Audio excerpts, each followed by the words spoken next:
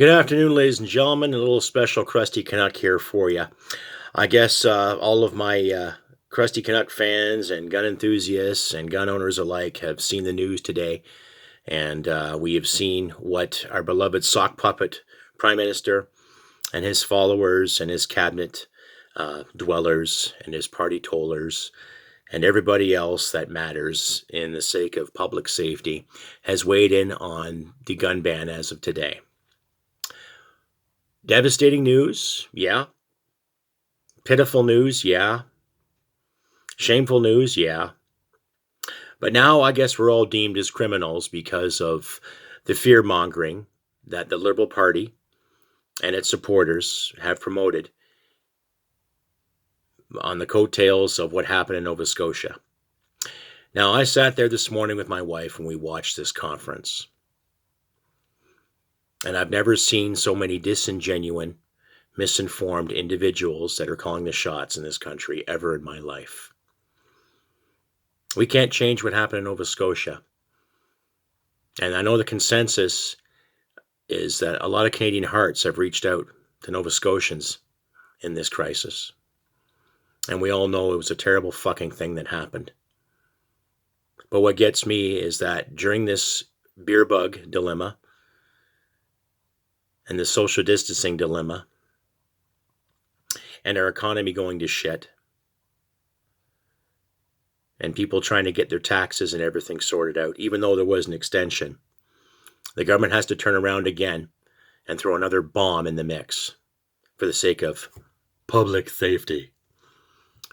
Now, as a gun owner, as a veteran, as a patriot, as a husband, as an uncle, and as an adult, I, for one, am sick and tired of these people talking about our best interests when they have promoted more than enough times their own best interests. Now, what gets me was I watched the conference,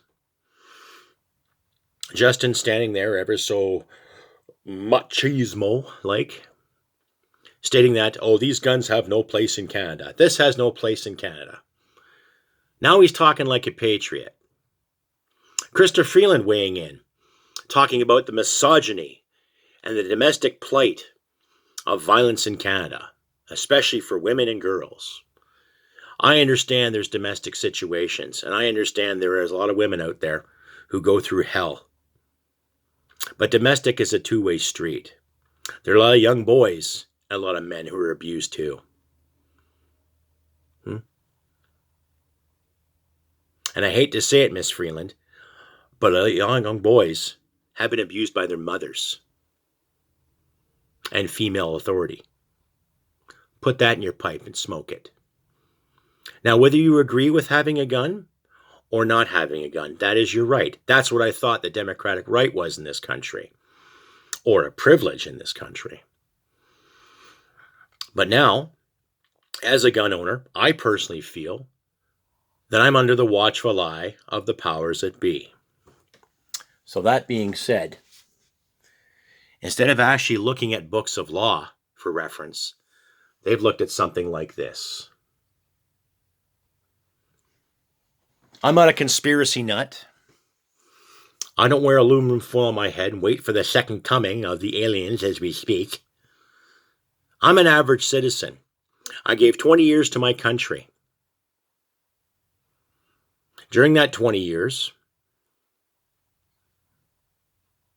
I have seen and witnessed some miraculous things. I have done and took part in miraculous things. I've seen combat. I've seen battle. I've raised my rifle in vain and fired at the enemy. And as far as I know, I shot some poor Taliban fucker in the throat. Needless to fucking say, I did my job, as well as my other brothers and sisters in arms. There are veterans I talked to on my podcast. In regards to my podcast, veterans I've reached out to and talked to, and we have some of the similar experiences. We've also witnessed and encouraged and encountered many wonderful things just the same. Some of the vets I talk to do suffer from PTSD and other threatening injuries, as well as the physical injuries they've endured. And we've all seen what the Liberal Party has done, and I'm going to say the Liberal Party because the Liberals have never been a friend to our service, have never been a friend to the veteran, have never been a friend to the seniors now, and definitely not a friend to the 2.2 million gun owners in this country that have followed the law, taken the tests, paid their dues, paid their fees, and have the card, and have secured and looked after their firearms in accordance with said law. Now we're criminals. So some shithead in Nova Scotia acquires similar police vehicles, dresses them up as police vehicles, and uniforms said thereof, looking like he's a Mountie, committed heinous crimes. Whether he had stolen firearms or he procured them illegally, we still don't know all the details, all the gory details of what this individual did leading up to the events. We've seen half-assed news sources and half-assed timelines, but we haven't seen what this individual did. Now, 2.2 million Canadian gun owners now have to pay the price because of one person. And of course, during the conference today, they discussed what Mark Lepine did in 1989, when Canadian gun laws were still on the if and if, right? And of course, they had to throw in the whole misogyny and the sexism thing there too, just to further another mandate. So it's amazing how the logic of our government is having a gun is not only sexist, it's against the law too. Really? And they wonder why Chrysty Freeland is called the pint-sized twat. Or as one of my internet friends says, the pint-sized cunt. Do the math, Canada. Especially when it comes to this tax time, when it comes to these issues. I'm not saying take up arms and fight the good fight. I'm not saying take a pitchfork and fight the good fight. But it comes now where we have to realize, where do we stand? I've said numerous times in my podcast the amount of respect I have for police officers, because I know a lot of police officers, and they're good people. They're family men and women. They pay their bills. They walk the line just like you and I have to too. They pay attention to detail. They make sure what they're doing is legitimate and right, and they do it to the best of their fucking abilities. And I am in no way blaming the RCMP for what happened in Nova Scotia. I will blame a few members who didn't react or act. And I'll blame some of the leadership too. The people I know personally, I don't hold them responsible. If that was the logic, then why did we hold the police authorities in 1989 responsible too for what Mark Lepine did? The thing being, we have been lied to. We've been misled. Right? We haven't been told all the details in the beer bug. We haven't been told all the details on gun violence in this country, even though there has not been a crime committed with an AR-15, a legally owned AR-15, in this country's history.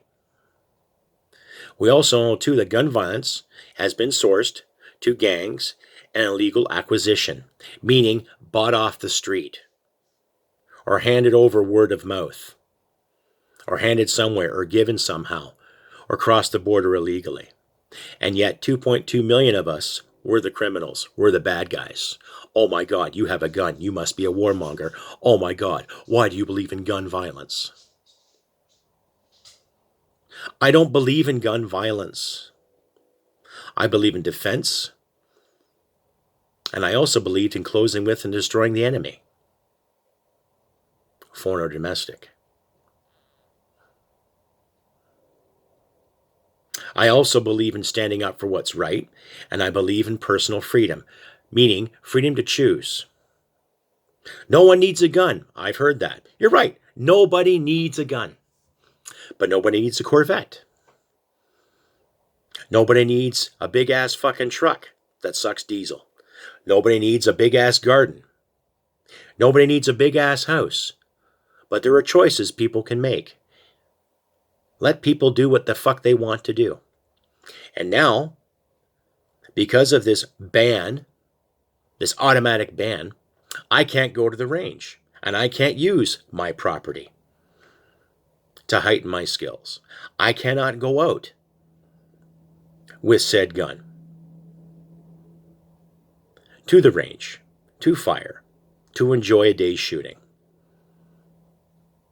And there's still a list being in the works of what we can own and not own. So again, more government overreach telling you what to fucking do. And the way that conference went today, it more or less told me, you better comply to us or else. Now, there are 2 years between now and May of 2022 where we can turn these in when they come up with legislation on a buyback. Great. So now we're already in debt as a nation, and we're going to put us more into debt as a nation because of this buyback program.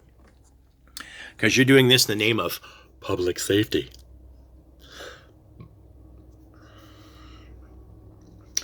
All I can say is don't be surprised if there's resistance.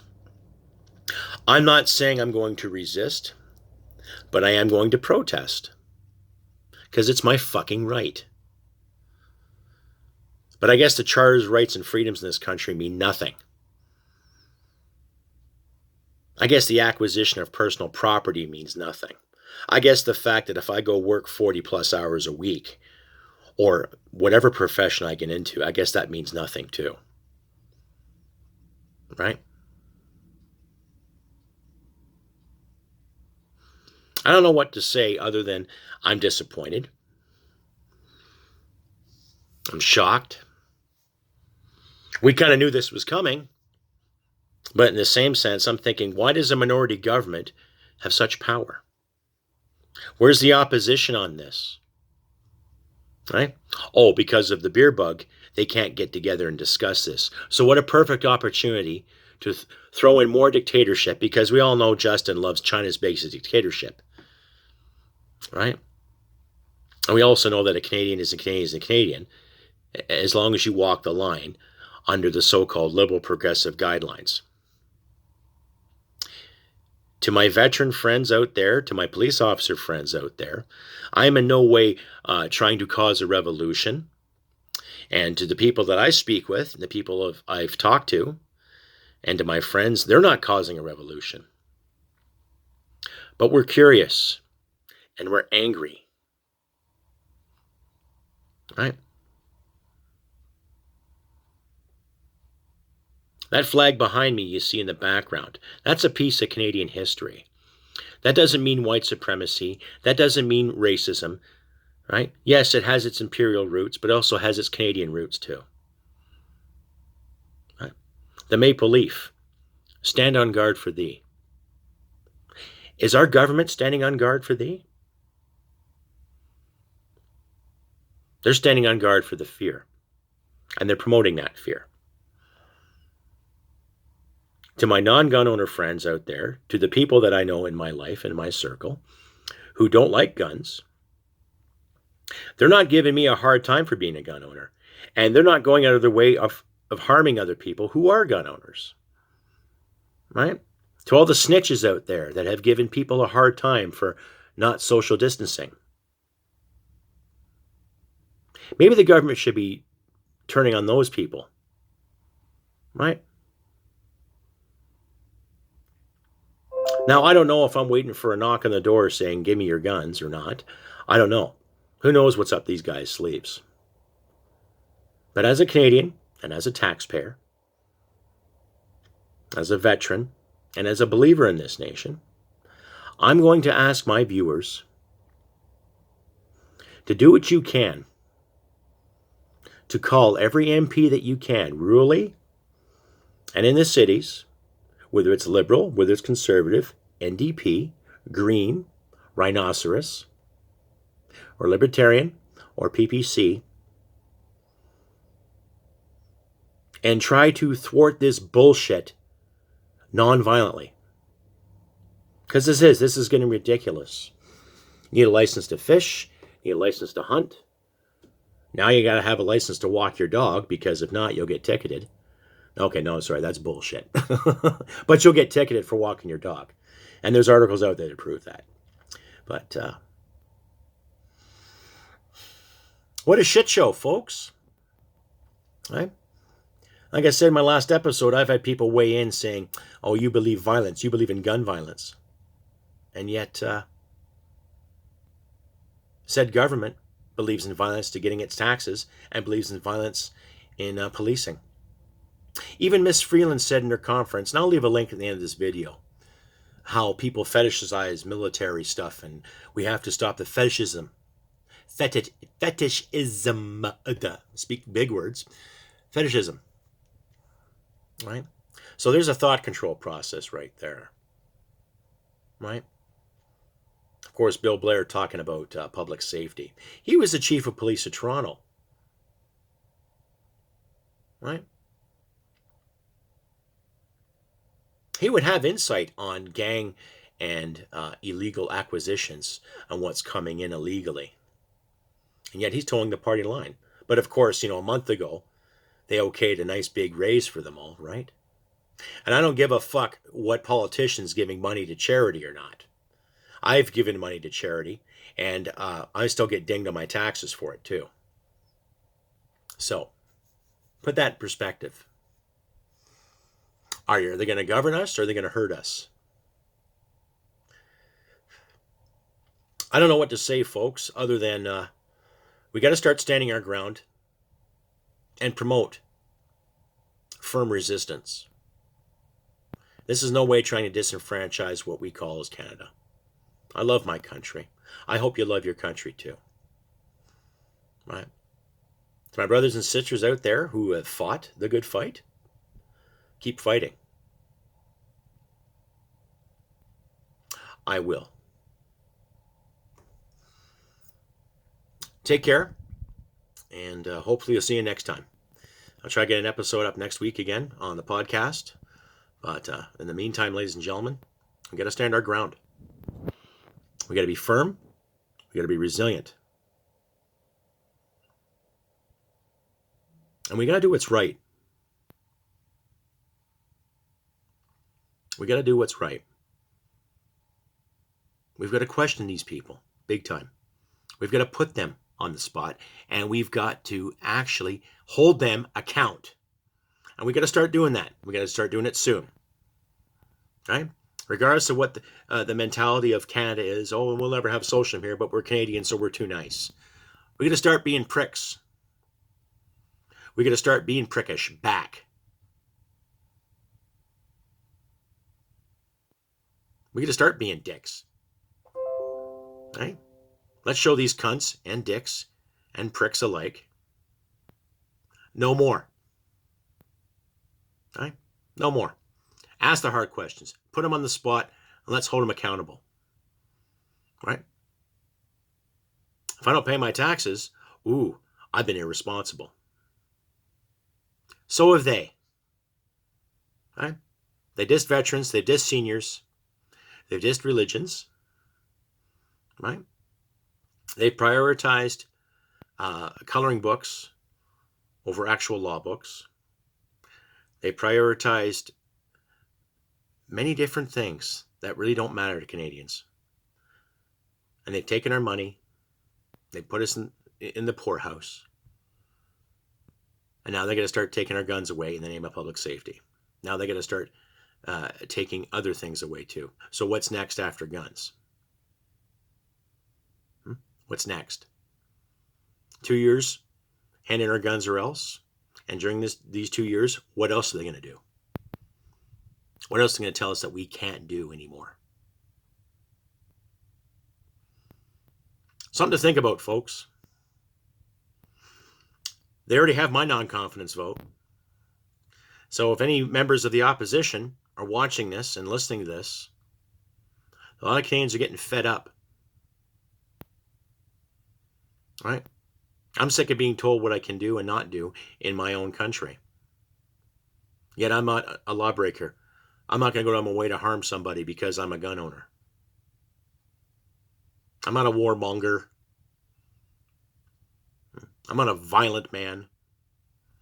And every gun owner I know personally, they're not violent men or women either. So, what gives Bill Blair? What gives Justin? What gives Miss Freeland?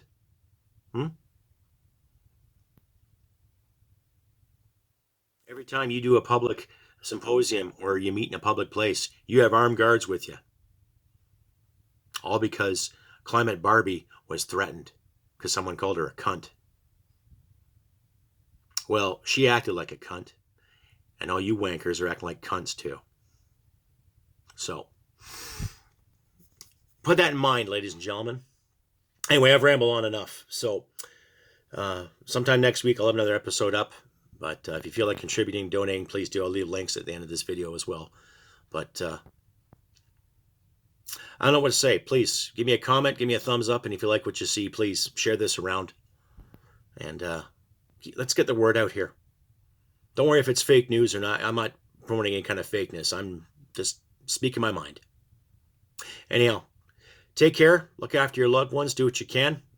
And remember, humanity merit wins the day. See you next time. Bye for now.